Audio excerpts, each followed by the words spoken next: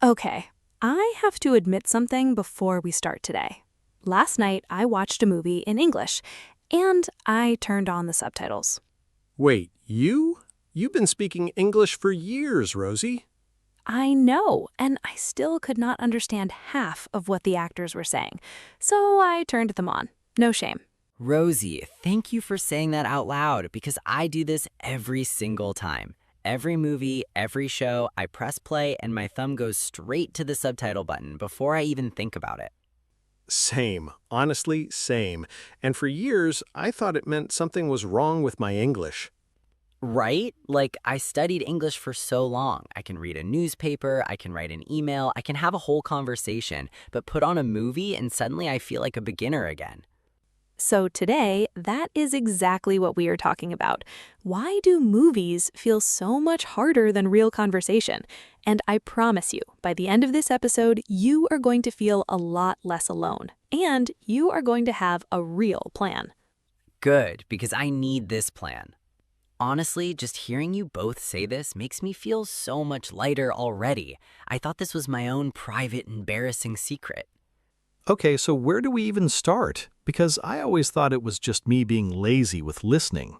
It is not laziness. It is not your English level. There is something actually happening in how movies are made today that makes them harder to understand, even for people who grew up speaking English. Wait, what do you mean something happening in how movies are made? So a few years ago, a lot of people online started noticing the same thing. Actors in modern movies talk much quieter and much faster than actors used to. Directors actually want this. They think it sounds more real, more natural, less like someone performing a line. Wait, so they are doing it on purpose? I always thought it was just me not hearing well. On purpose. There have been articles about this, actors talking about it in interviews. The style now is quiet, close to the microphone, almost like they are talking to themselves.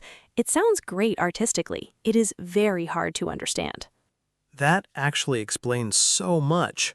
Old movies from the 80s or 90s feel so much clearer to me. Yes, old shows feel so easy compared to new ones. I never understood why until right now. Older movies and TV shows were recorded very differently. Actors projected their voices more, like they were still a little bit on a stage. Newer movies chase realism, and realism, it turns out, means mumbling. Mumbling. That is the perfect word. I'm going to use that word forever now. Curious, what does mumble actually mean for anyone listening who hasn't heard it before? To mumble means to speak very quietly with your mouth almost closed so the words come out soft and unclear. Like when someone answers you but you cannot tell if they said yes or no. That is mumbling. And here's the fact that made me feel so much better about this whole thing.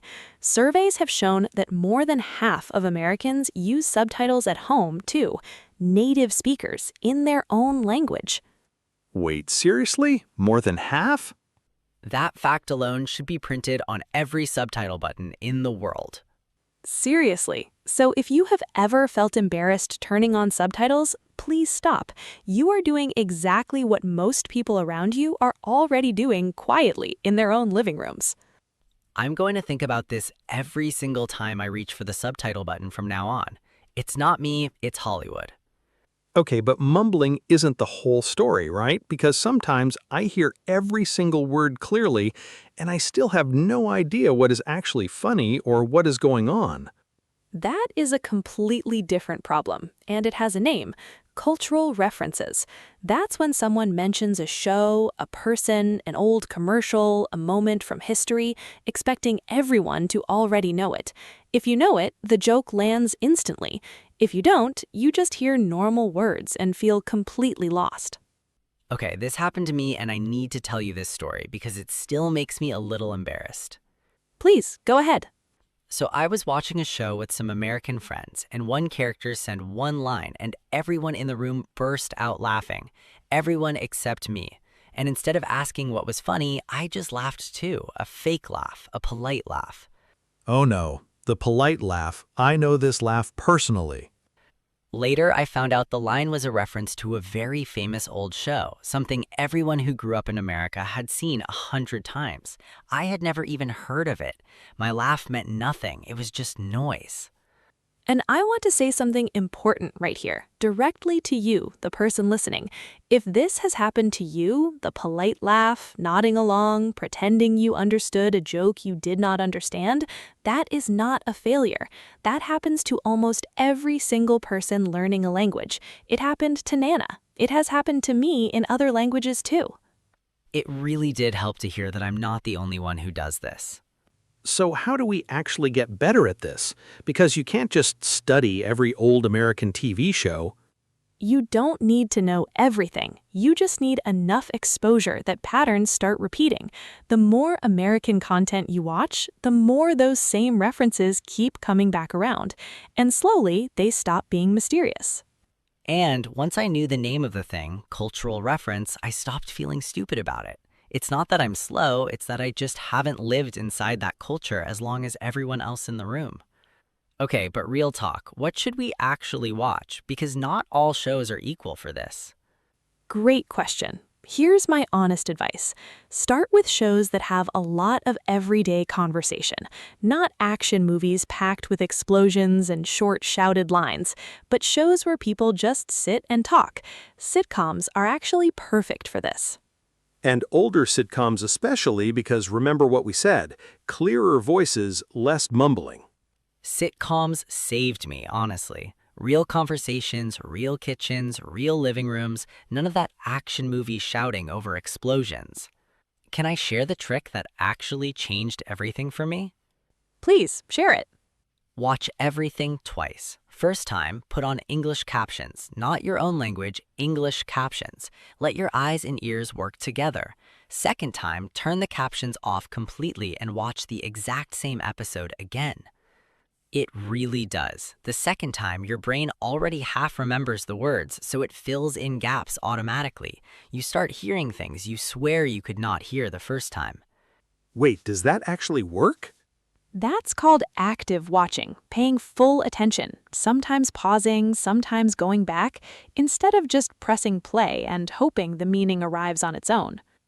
And one more small thing. Keep a little notebook or even just notes on your phone next to you. Every time you hear an expression you don't know, write it down. Don't stop the show to look it up right away. Just write it, keep watching, and check it later. My notebook is honestly a mess of half-finished expressions now, but every single one of them stuck in my head because I wrote it down myself. That's so much better than pausing every 10 seconds and losing the whole feeling of the scene. So watch conversation-heavy shows, watch with English captions first, watch again without them, and keep a small notebook nearby. That's the whole method. Nothing complicated. Okay, speaking of expressions that confuse people, Nana, didn't you tell me about a phrase that completely tricked you? Oh, this one made me so confused. Someone said to me I could care less about that movie. And I thought, wait, that means you care at least a little bit, right? Because you said you could care less, which means there is still room to care less than you do now. This confuses so many learners, and honestly, it confuses some native speakers too, if they really think about it. I could care less is used to mean the exact opposite. It actually means I do not care at all. It doesn't make logical sense, but that's just how the expression is used in casual American English. So the phrase is broken and everyone just uses it broken anyway? Basically, yes. Welcome to English. Here's another one that trips people up. The word literally. In the dictionary, literally means something actually happened exactly as described. But in casual speech, Americans use it just to add emphasis. I'm literally dying doesn't mean someone is actually dying.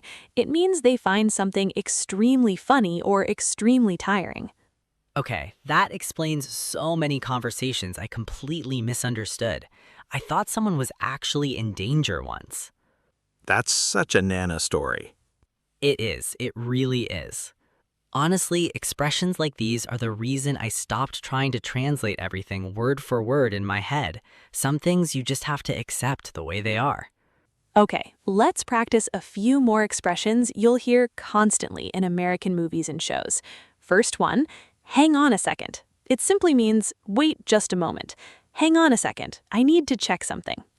I actually caught myself saying hang on a second naturally last week for the first time. It felt amazing, like the words just belonged to me now. Second one, and I use this one a lot now, is I'm good. It can mean I am fine, but it can also politely mean no thank you. If someone offers you more coffee and you say, I'm good, thanks, you're saying no without sounding rude at all. And one more, what's the deal with that? This just means, what's going on with that, or why is that happening? What's the deal with this traffic today? It's casual, a little curious, sometimes a little annoyed. Now here's something for you, the person actually listening right now.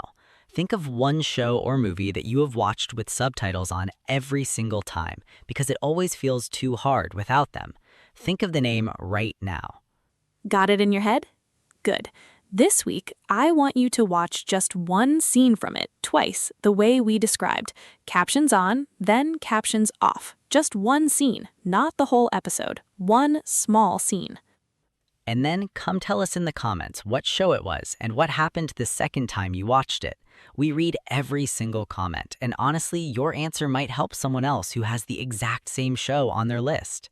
So, today we talked about mumbling in modern movies, cultural references, and that very relatable, polite laugh, the watch it twice method, and some expressions that confuse almost every learner.